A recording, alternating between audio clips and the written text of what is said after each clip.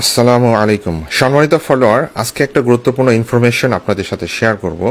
শিশুদের নাকের ড্রপ ব্যবহার করার ক্ষেত্রে কিছু সচেতনতা। আমরা সাধারণত শিশুদের নাকের ড্রপ ব্যবহার করার ক্ষেত্রে কিছু ওষুধ ব্যবহার করে থাকি, যেমন নরমাল স্যালাইন, জাইলোমেটাজোলিন, অক্সিমেটাজোলিন, এরকম কিছু ওষুধ আমরা ব্যবহার করে থাকি। জাইলোমেটাজোলিন, অক্সিমেটাজোলিন এই ওষুধগুলা বিভিন্ন নামে, অ্যান্টাজল, তারপর হচ্ছে রাইনেক্স, আফরিন, এই ধরনের কিছু ওষুধ আছে যেগুলো পাওয়া যায়। এখন কথা হচ্ছে এই ওষুধগুলা কতদিন ব্যবহার করা সেফ, বা দীর্ঘদিন ব্যবহার করলে আমাদের শিশুদের কোনো অসুবিধা হতে পারে কি না।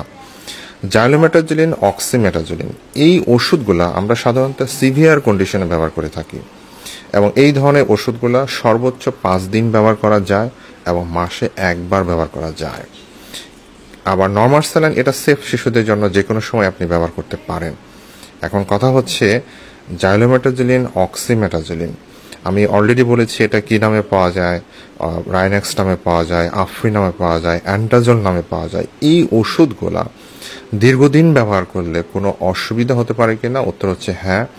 কিছু লং টার্ম কমপ্লিকেশন হতে পারে, কিছু শর্ট টার্ম কমপ্লিকেশন হতে পারে।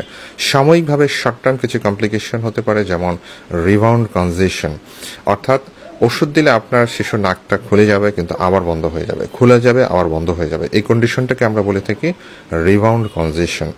তাছাড়া কিছু লং টার্ম কমপ্লিকেশন হতে পারে, যেমন কেমিক্যাল রাইনাইটিস, রাইনাইটিস মেডিকামেন্টোসা, এরকম কিছু কমপ্লিকেশন হতে পারে।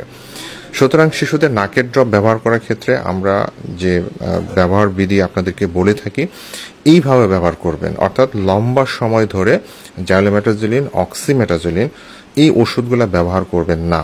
তবে নরমাল স্যালাইন কিন্তু সেফ আমাদের শিশুদের জন্য, আপনি যে কোনো সময় কিন্তু ব্যবহার করতে পারেন। আশা করি আজকের এই ভিডিও থেকে আপনারা অনেক কিছু শিখতে পেরেছেন।